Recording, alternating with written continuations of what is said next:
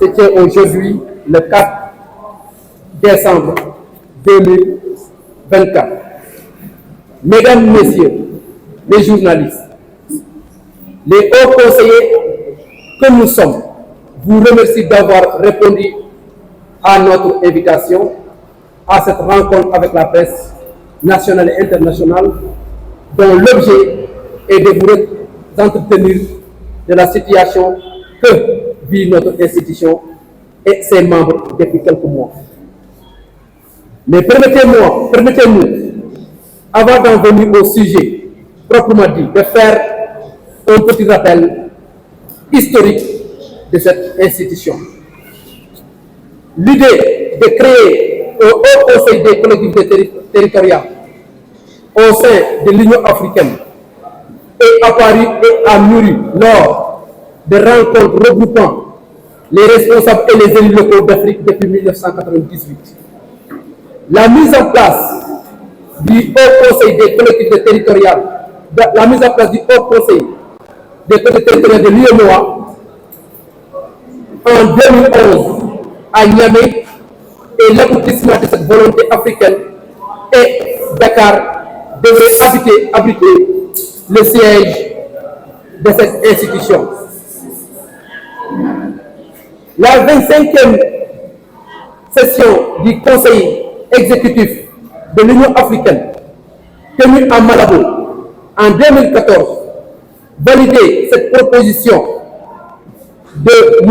le Président Macky Sall afin de créer une institution qui contribuera à l'ancrage de l'Union dans le vécu des territoires.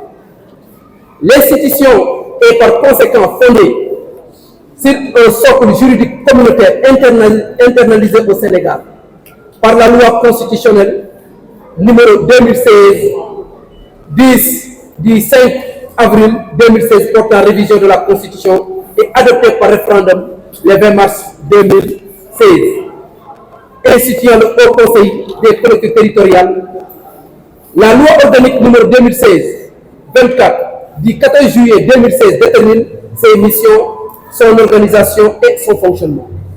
Il faut aussi rappeler que la création du HCCT était une recommandation des Assises nationales en 2009 et de la Commission nationale de réforme des institutions, CNRI, qui indique clairement dans son projet de constitution l'établissement de trois organes consultatifs que sont le Conseil économique, social et environnemental, le Conseil national des collectivités locales, équivalent du HCCT, et le Conseil consultatif de l'extérieur, CCS, avant projet de constitution de la CNRI.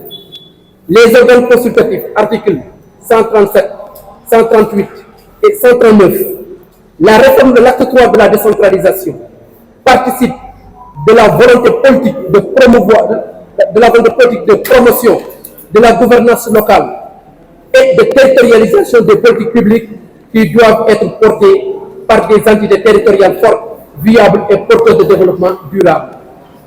À cet effet, la réforme a, au cours de sa première phase, défini un système de gouvernance des territoires. C'est ainsi qu'il a été procédé à la communalisation intégrale qui fait de toutes les collectivités territoriales de proximité des communes et à l'érection des départements en collectivités territoriales. Il faut y ajouter la préconisation et la création des pôles territoires ou pôles de développement économique qui fait l'objet de débat aujourd'hui.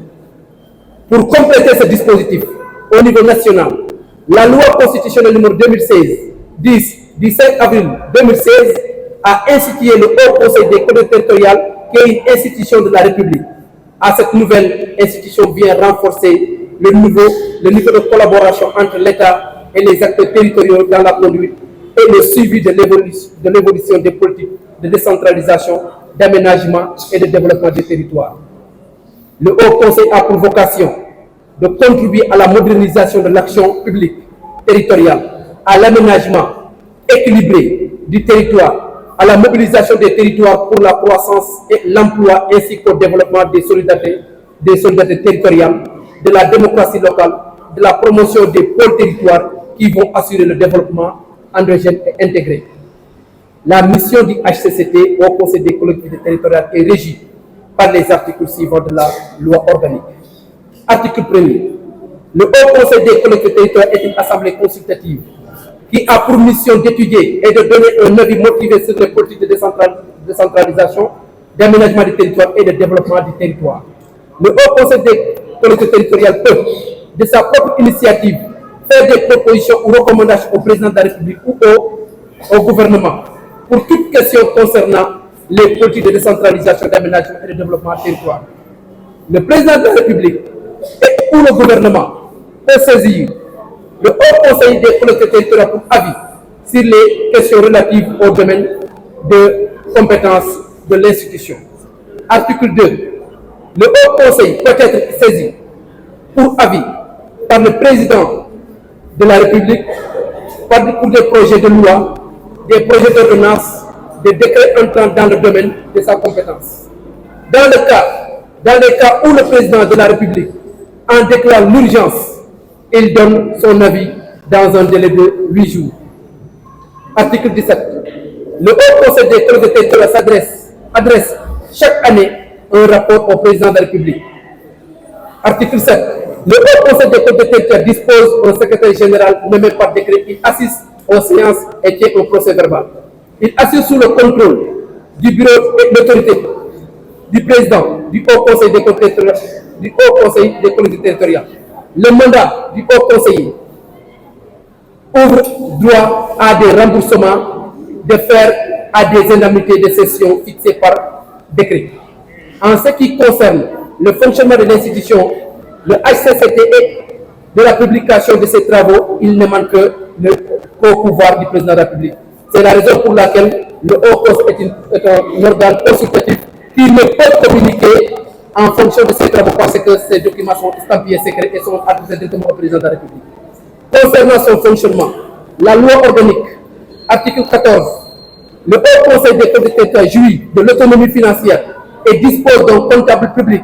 Il est soumis aux règles de la comptabilité. Les crédits nécessaires à son fonctionnement sont inscrits dans la loi de finances. Le président du Haut Conseil des collectivités territoriales est l'ordonnateur principal, mais au cas où le président n'est pas présent, le secrétaire général, aussi bien que l'ACP, peut administrer la comptabilité et donner son accord. Article 18. Le mandat du Haut Conseil ouvre droit à des remboursements et à des indemnités qui sont fixées. Raison pour laquelle le blocage de l'institution et le blocage des salaires des hauts conseillers est une infraction pénale et administrative qui est une violation flagrante du fonctionnement des droits. Madame, Messieurs les journalistes, après avoir manqué de dissoudre le Haut Conseil et le Conseil économique et social, le président de la République a démis de ses fonctions le président de ces institutions, créant ainsi un blocage de celle-ci. Cela fait suite aux menaces du Premier ministre Ousmane Sonko. Les présidents du Haut Conseil et du 16 ont été démis de leurs fonctions, ce qui émane des pouvoirs du président de la République que nous ne contestons pas, parce que seul le président est habilité à nommer ou à révoquer au poste militaire et civil. Dans la même tempête, affirmant publiquement qu'il allait étouffer le fonctionnement de nos institutions, la chose n'est pas tombée dans le dessous, parce qu'en réalité, dans les mois qui suivent, on a noté un blocage depuis le mois du Conseil économique, social et environnemental et le blocage des indemnités au mois d'octobre et le blocage des salaires au mois de novembre. Dès lors, la première session qui devait se tenir en cette fin dès lors, la dernière session qui devait se tenir en cette fin de trimestre de l'année 2024 ne s'est pas tenue. Et nous avons eu à travailler sur la thématique le développement des pôles territoires, qui fait l'objet de débats actuellement et qui est inscrit dans leur plan, dans leur projet. De même, les hauts conseils au nombre de 150 des pères et mères de famille, avec toutes les charges et obligations, sont restés depuis le mois de septembre sans indemnité représentant leur salaire. Cet étouffement prononcé est à l'origine peut-être du blocage de l'institution et puis le blocage de nos indemnités et salaires. Nous voulons donc informer l'opinion nationale et internationale du tort fait à l'institution et à ses conseillers, qui ne sont en rien responsables de la situation découlant de la seule décision du président de la République. Or, celui-ci est le garant des institutions et le bon fonctionnement de notre République. Tant que celles-ci ne sont pas dissoutes, c'est le serment qu'il a prononcé devant l'opinion nationale et internationale qu'il devait honorer. C'est fort de tout cela que nous, hauts conseillers, rappelons que le Haut Conseil des collectivités territoriales est une institution de la République composée de membres ayant droit. Ces droits, nous les réclamons solennellement parce qu'étant dû. Nous ne commandons pas, nous ne mendions pas. Le salaire est un droit acquis. Nous avons un mandat de 5 ans qui doit être honoré parce qu'en réalité, le Sénégal est une république. Pour la bonne marche des institutions et le respect de l'état de droit, nous demandons au président de la République, son Excellence Bassirou Diomaye Diakhar Faye, de nous rétablir dans nos droits. Nous exigeons le blocage,